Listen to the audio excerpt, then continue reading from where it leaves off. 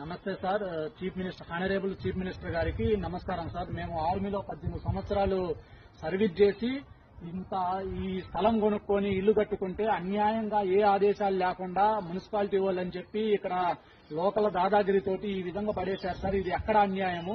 అసలు ఏంటి అంతకాడికి మమ్మల్ని బార్డర్లో చనిపోయినా బాధ ఉండదు కానీ ఎంత అన్యాయం జరిగిన తర్వాత మేము ఏ విధంగా సర్వీస్ చేయాలనేది మీరే మాకు చెప్పాలి, న్యాయం చేయాలి. అసలు ఎవరు దీనికి అంతటికి కారణం ఎవరు, ఎందుకు చేశారు, ఏ కోర్టు నుంచి ఆదేశం వచ్చింది, ఇది పడగొట్టి వేరే వాళ్ళకి ఇవ్వమని చెప్పి ఏ కోర్టు నుంచి ఆదేశం వచ్చింది?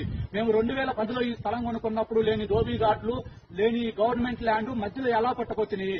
ఇక్కడ రేట్లు పెరిగేదానికి ఉంది, వాటంతటికి గవర్నమెంట్ ల్యాండ్ పట్టుకొస్తున్నాయి. నర్సాపేటలో ఎన్నో గవర్నమెంట్ ల్యాండ్లు ఉన్నాయి, ఎన్నో రకాలుగా కట్టుకొని ఉన్నారు, పెద్దోళ్ళు ఉన్నారు. ఈ విధంగా పల్లెటూరు నుంచి వచ్చి సర్వీస్ చేస్తూ 18 సంవత్సరాల ఆర్మీలో సర్వీస్ చేస్తూ ఇద్దరం అన్నదమ్ములము సంపాదించిన డబ్బుతో కట్టుకున్న